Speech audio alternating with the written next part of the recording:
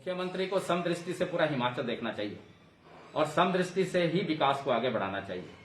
अब भाजपा के कार्यकर्ता क्या कर रहे हैं क्या नहीं कर रहे हैं, इसका आंकलन जो है, इसका मूल्यांकन जो है वो जनता जो है वो नवंबर 2022 के चुनाव में करेगी, क्योंकि अब तो चुनाव के लिए समय बहुत कम रह गया है, अब तो चुनाव आ गया, तो कौन क्या कर रहा है इसका मूल्यांकन जो है जनता जो है वो विधानसभा के चुनावों में करेगी। सर, आपको लगता है कि जो भारतीय जनता पार्टी के संगठन की और साथ में जो अक्सर लड़ाई देखी जाती है सरकार और संगठन की, क्या कहीं ना कहीं मुख्यमंत्री नहीं आने का कारण ये भी है? सर देखिए, सरकार की और संगठन की जो लड़ाई है, मुख्यमंत्री आ रहे हैं या नहीं आ रहे हैं, इससे जनता को कुछ लेना देना नहीं। जनता ने अपना प्रतिनिधि यहां से चुन के भेजा था, उनका यह फर्ज बनता था कि सरकार के साथ तालमेल करते और तालमेल करके जो हमने विकास किया है उसको आगे बढ़ाते और नई चीजें यहां पे लाते।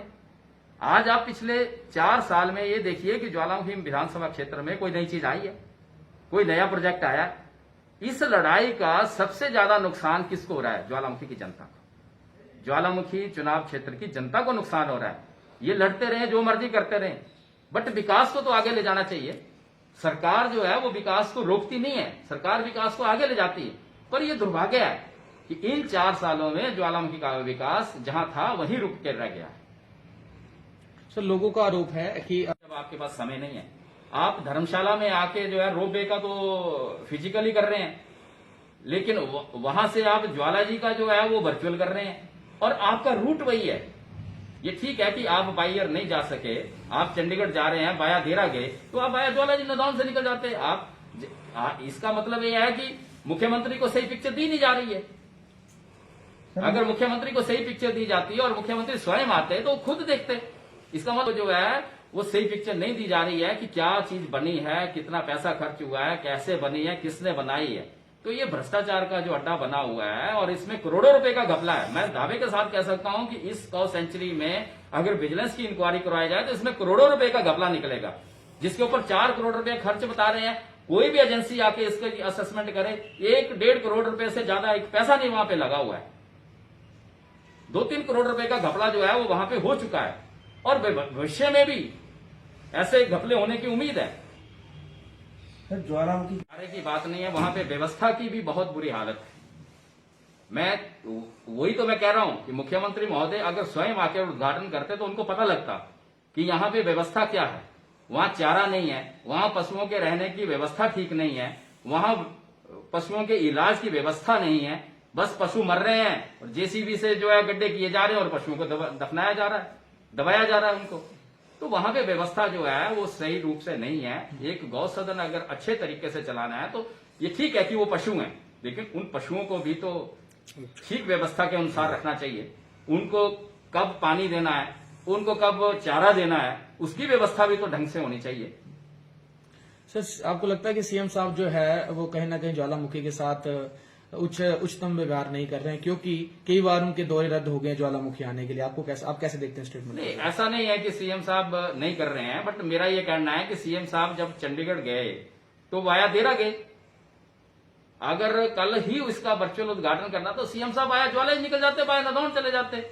ऐसे भी वो वाया देरा जाके जो है वो कड़वा में मिले तो नदौन से चले जाते, सिर्फ 15 मिनट का फर्क पड़ता। वास्तविक चीज वो अपनी खुद स्वयं देख लेते। स्वयं देखी हुई चीज को और सुनी हुई चीज का बड़ा फर्क होता है। हो सकता है कि उनको जो है वो यहाँ के विधायक ने या यहाँ के राजनेताओं ने उस गौ सदन के बारे में कुछ और पिक्चर दे रखी हो कि जो बहुत बढ़िया बना है, बहुत अच्छा बना है, बहुत अच्छी व्यवस्था है, वहां तो है वर्चुअल उन्होंने कर दिया।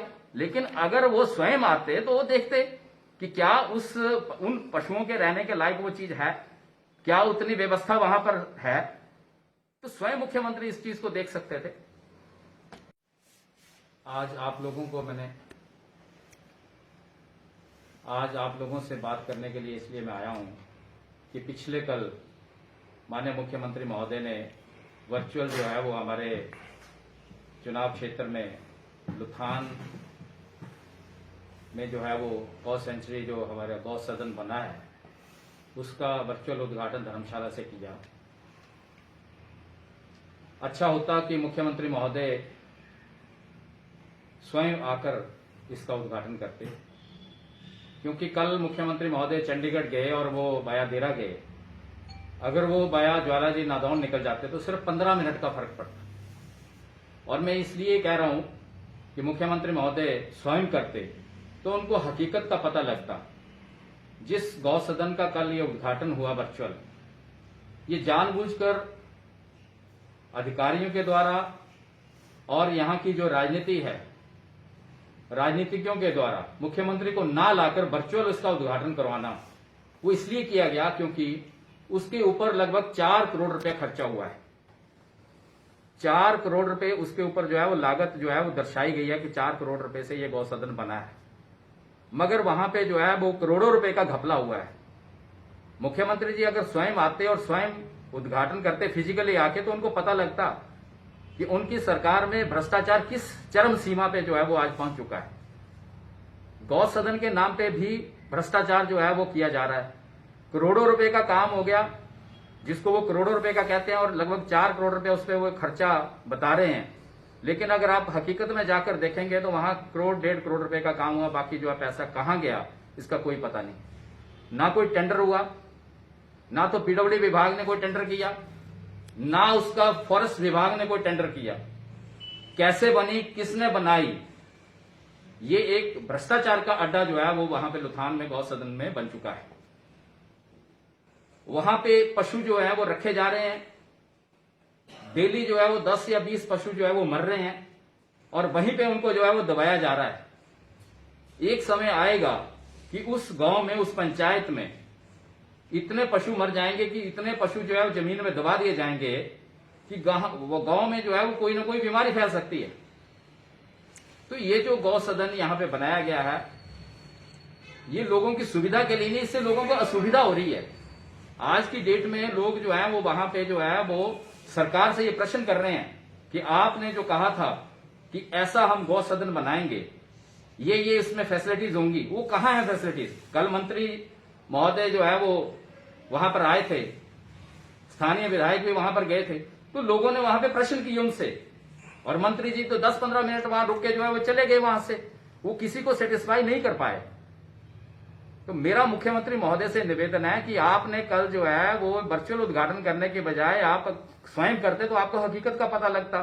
लेकिन अगर आप नहीं आ पाए हैं तो आप इसकी जो है, इस भ्रष्टाचार की जो है, जो चरम सीमा पे वहां पे हुआ है, इसकी आप विजिलेंस से इंक्वायरी करवाएं, इसकी जांच करवाएं कि इसके ऊपर कितना पैसा आपने सैंक्शन किया, कितना पैसा वहां लगा और किस एजेंसी के द्वारा लगा, किन अधिकारियों ने इसको जो है वो गोलमाल किया है, किसके संरक्षण में किया, राजनीतिक संरक्षण किसका प्राप्त था, किस राजनेता का संरक्षण उस गौ सदन में भ्रष्टाचार करने के लिए प्राप्त था, इसकी इंक्वायरी पूरी होनी चाहिए। और मैं ये कहना चाहता हूं कि अगर आप लोग नहीं करवाएंगे तो हमारी जो कांग्रेस की चार्जशीट आएगी, हम उसमें इसको मुद्दे को डालेंगे। पशुओं के नाम पे भी अगर घोटाले हो रहे हैं हिमाचल प्रदेश में, तो बड़ी ही दुखदायी घटना है। तो इसीलिए मैंने आपसे आज बात करने के लिए, क्योंकि कल वर्चुअल इसका उद्घाटन हुआ, जैसे मैंने कहा कि मुख्यमंत्री महोदय चंडीगढ़ गए, बाया देरा गए, अगर चंडीगढ़ वो बाया ज्वाला जी नादौन चले जाते तो सिर्फ 15 मिनट का फर्क पड़ता, बजाय धर्मशाला से उद्घाटन करने के वो स्वयं देखते आके कि वाकई 4 करोड़ रुपए खर्च हुआ है, वाकई वो नॉर्म्स के मुताबिक जो है वो गौ सदन बना है, क्या वो पशुओं के रहने के लिए लायक है, क्या पशु वहां पे रह सकते हैं ढंग से, वो खुद स्वयं देखते और उनको पता भी लगता कि उनकी सरकार में भ्रष्टाचार किस सीमा तक जो है वो आज जो है वो पनप रहा है।